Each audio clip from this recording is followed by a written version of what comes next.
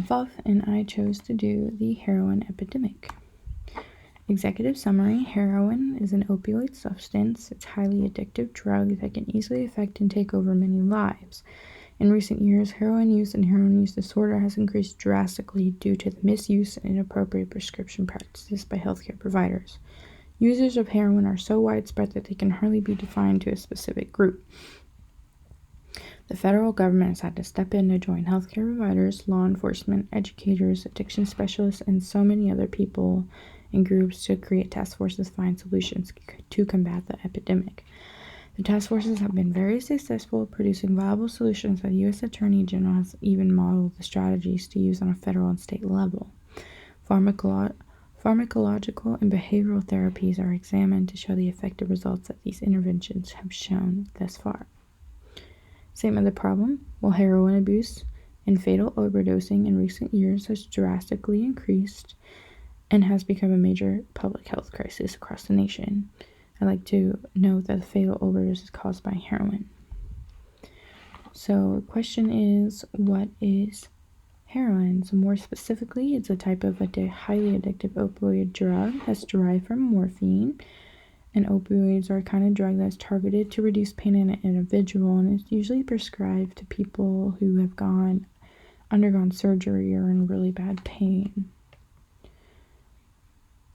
And once people have used heroin so much, they can develop a heroin use disorder. And really seeking out heroin is their main priority in life. And it's also labeled as a chronic disease, which is interesting. Heroin is found in a wide variety of opium poppy plants. They're native to Colombia, Mexico, Southwest Asia. It's mainly produced in Mexico and sold in the U.S., where it dominates the U.S. markets. It can come in a few different forms. It can either come in a powder in brown and white, or it can be black and sticky, which is also called black tar heroin. It can be used in a few different ways. It can be snorted, smoked, and injected to either the veins, under the skin, or in the muscles.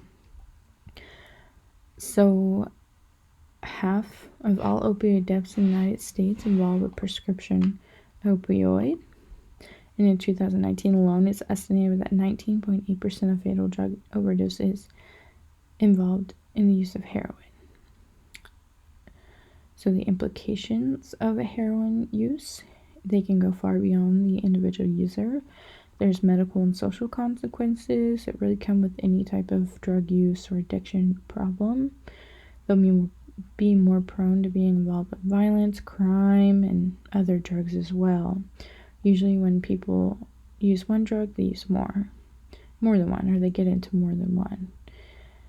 Some medical consequences include serious diseases and illnesses like STDs, hepatitis, and even harmful fetal effects. And even more devastating enough, it can cause a huge impact on society, where it costs billions of dollars every year. And it also has major and minor physical and psychological effects. The physiological targets the brain, creates long-term hormonal and neural imbalances that are difficult to reverse. Some studies exhibited white brain matter to deteriorate to heroin use, and affects person's ability to regulate behavior, their response to stressful situations, and decision-making abilities. Some long-term, short-term possible health effects include dry mouth, itching, nausea, vomiting, long-term collapsed veins, abscesses on the body, heart valve infections, and liver or kidney disease. And so, also comes with withdrawal symptoms. Who are the typical users? There's really not a specific defined group for this. It really can affect anyone, but backtracking, how did it begin? So it began in the late 1990s, when pharmaceutical companies assured the medical field and medical professionals that patients using opioid painkiller drugs would not become a problem. And in fact, they specifically said people would not be addicted to this drug.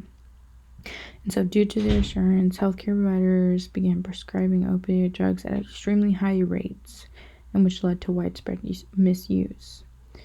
And so once people couldn't get any more prescriptions, they turned to heroin because it was cheaper and easy to find. And really only about 20 years later, In 2019, the U.S. Department of Health and Human Services declared a public health emergency. They also conducted a survey, kind of just looking at more recent years, the use. It reported that 1.6 million people had an opioid use disorder and 50,000 people used it for the first time, and almost 1 million people used heroin in total. And going back to the typical users, really, it skyrocketed in all areas, demographics, and overall population. It includes both women and men, most age groups, and users can be seen across all income levels. The highest increases are seen in women, people who are privately insured, and people with higher incomes.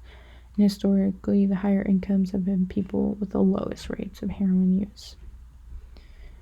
And so the Substance Abuse and Mental Health Services Administration conducted a national survey of drug use and health releases survey, and it found that there was 12 years, as young as 12 years old, people using heroin in the past 12 months. And they did a survey of people in 8th grade, 10th grade, and 12th grade, and there was about less than 1% of students using heroin. So what are the treatment options? There's pharmacological methods, which is your medications, and the treatments they have there is methadone, buprenorphine, and naltrexone. The behavioral methods include cognitive behaviors, therapies, and also they provide another therapy, which is called a contingency management. So both are either to help with coping skills or to help with to help people have a reward-based system. So looking at the description of the efforts, the CDC came out with a few different tiered suggestions. So first, they looked at the federal government, and they said that the federal government should provide educational training to healthcare providers so they don't inappropriately prescribe opioid painkillers. They also want them to implement prescribing guidelines. And they also want to make it more available to get substance abuse treatment through the Affordable Care Act. Use medication-assisted treatment and increase the access and training for administering naloxone to reduce opioid overdose deaths. So the suggestions for the state and healthcare providers were really similar to the federal government, but they wanted to add giving sterile injection equipment instead of people using non-sterile.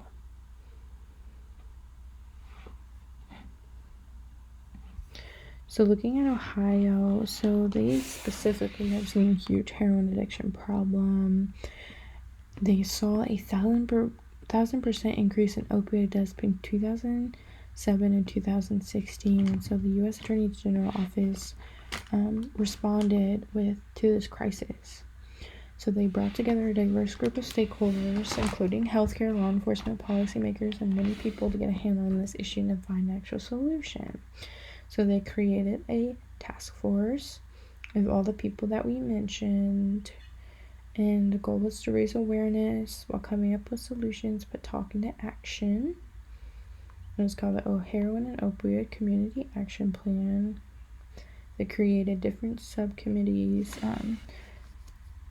to kind of assign tasks so they could all formulate this plan. It received the Attorney General's Award for Outstanding Contributions to Community Partnerships and Public Safety by the Justice Department. And so New York also has a catastrophic consequences of heroin epidemic. And so the Department of Health got involved by implementing prevention activities to reduce mortality from overdose. So some examples include collecting, sharing research and data with agencies and communities high with heroin addiction prevalence. They also provided resources, communities highly affected by heroin addiction, and made prescription drug monitoring programs accessible and easier to use for healthcare providers. And so many of the other initiatives include similar practices to the task force, and The results have concluded in New York employing restrictions on opioid and other highly addictive prescriptions. They established educational programs, and they expanded this accessibility for the medication-assisted treatment, including more of the naloxone and buprenorphine. Do the programs and interventions work? So far, since these interventions have only been implemented in the last few years, it's not that it's hard to say that they've worked, but there hasn't been a long amount of time to really evaluate that. But as they have stated so far, they have seen really encouraging results. And they have seen that the number has gone down.